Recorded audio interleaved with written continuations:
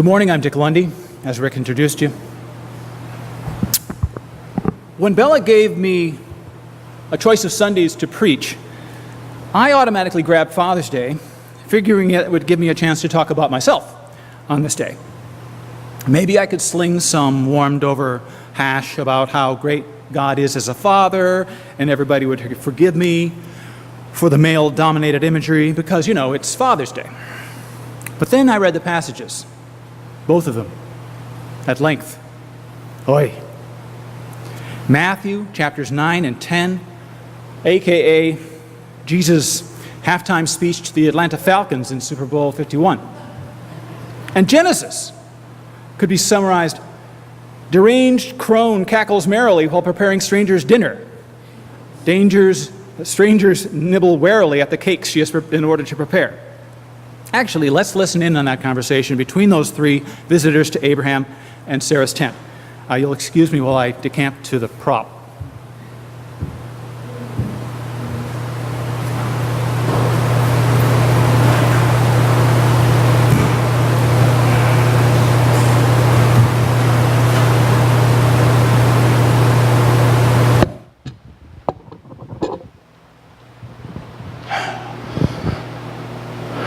Hey, Larry, does anything seem strange to you about this joint?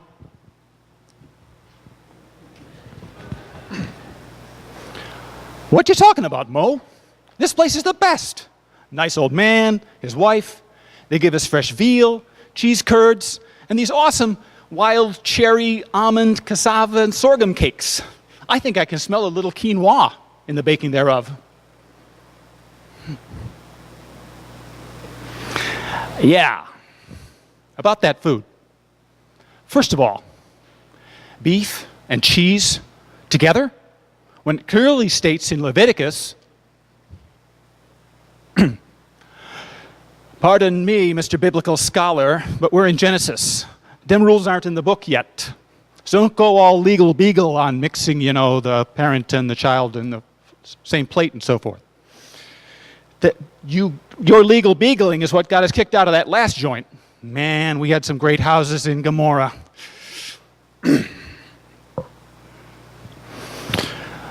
All the same, Lair, that old crone was cackling up a storm when she was baking those cakes. Seems like she was listening in or conversating with Abraham, too. I don't like the looks of it. Did you know that almonds, wild cherries, and sorghum are all naturally occurring sources of cyanide? Were we not constrained by the patriarchal milieu in which we are born, we would perhaps have invited Sarah to dine with us rather than leaving her in the tent. Plus, she would have been forced to eat her own food, and that would have made sure it was safe.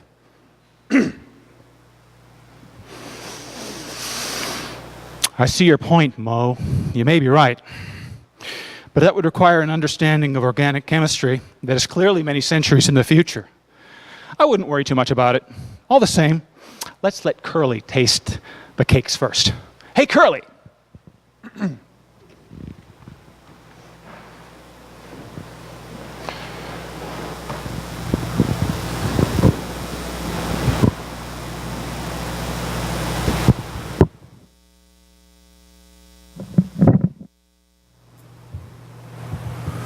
That may qualify as one of the less common interpretations of that passage in Genesis.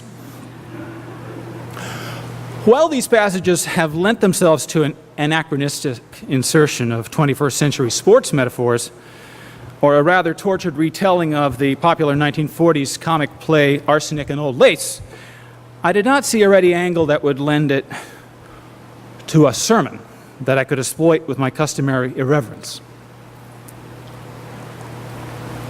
Then, as luck would have it, I read an article in an obscure publication.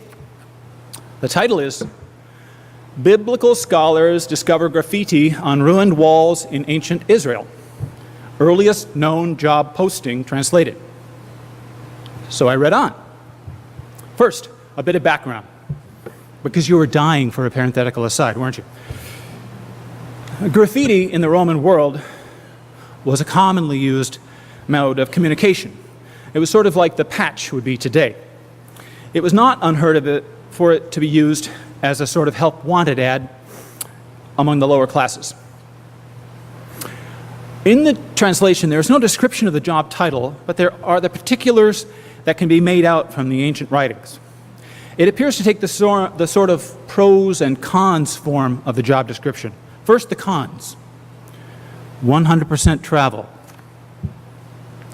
No reimbursement for expenses. Beg for food and shelter at each client location, but don't be too obvious about the begging part. No domestic partner benefits. No pay. Crippling damage to your reputation, a certainty. High likelihood of gruesome martyrdom. Oh, but there are pros too. Excellent fitness plan.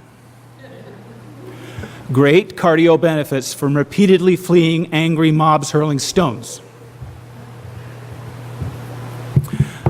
According to the biblical scholars, the earliest modern job equivalent, they were highly paid scholars, I should note. They actually served sandwiches at their meeting. It appears to be a sort of consultant in organizational transformation. But we look at this reading, and we look at Jesus' fairly upbeat description of the trials that his apostles were about to face, and we might shake our heads in wonder. How could such a sales pitch work? Surely, we today are much more sophisticated economic creatures than were these disciples. Let me relate a story.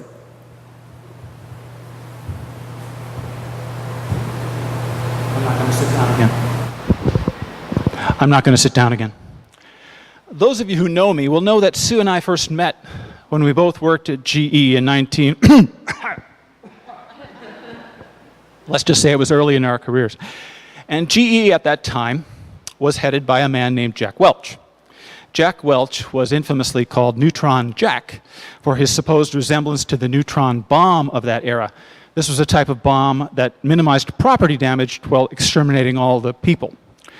After Neutron Jack left a GE plant, the saying went, the buildings were still there, but the people were all gone. But this is not the main reason I'm bringing up Jack Welch's legacy.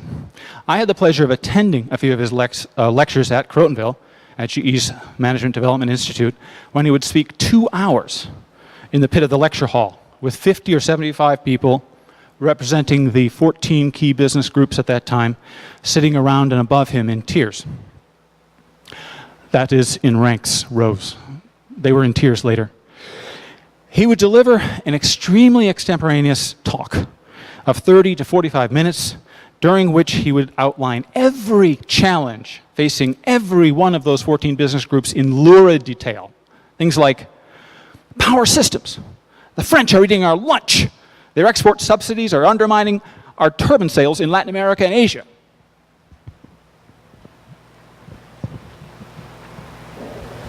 Motors. We're getting killed by copper prices. Do you know how much the futures on copper have risen in the last 12 months? We can't pass these costs along to our consumers. We've got to make them up elsewhere. Aircraft engines. Ever more consolidation in the airlines industry means ever greater buying power is accruing to the customer side of the Porter 5 forces theory of industry analysis. They demand lower prices. They demand bonded parts warehouses with just-in-time title passage at every one of their key transportation hubs, all of which raises our working capital and lowers our return on equity. NBC, the ad rates are falling, the cost of content is rising. It's brutal, and so on. He would deliver a painful, blow-by-blow analysis of all the external factors entirely out of our control that were besieging the industries we were in. And then he'd say something like, and this is at the point where we were in tears, you know, I may sound like a bit of a pessimist going on about the threats we face, but I'm not a pessimist. You couldn't be in this job. I'm an optimist about our future. Do you know why? Then he'd pause and look around the room at all the dejected faces, most of whom were probably ready to rush to the telephones to sell their stock. It's because if anybody can figure out a way to solve all these problems, it's the people right here in this room. You are the future. I certainly don't have the answers. However, you can do it. The maintenance people at Crotonville had a dickens of a time repairing the brick walls of that amphitheater because the GE trainers would simply run through them on their way out to the meet and greet right afterwards.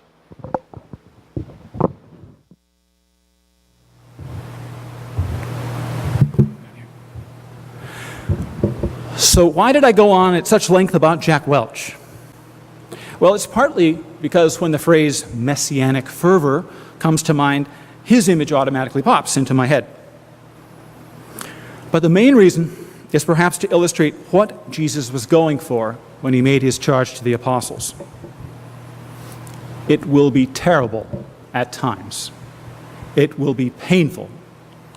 Know when to cut your losses. Take a risk. What? You want to live forever? Actually, that's a topic for another sermon.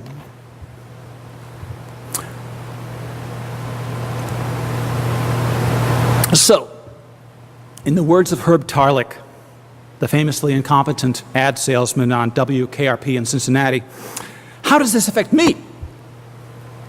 Here we sit.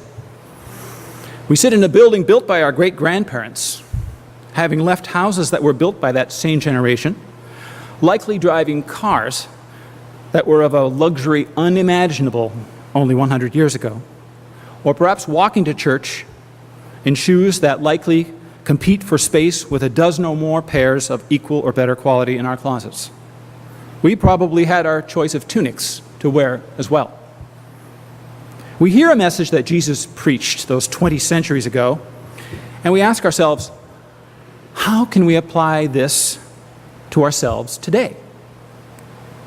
Well, we can start by taking that risk. Look someone in the eye and say good morning on the street, even if you don't know that person.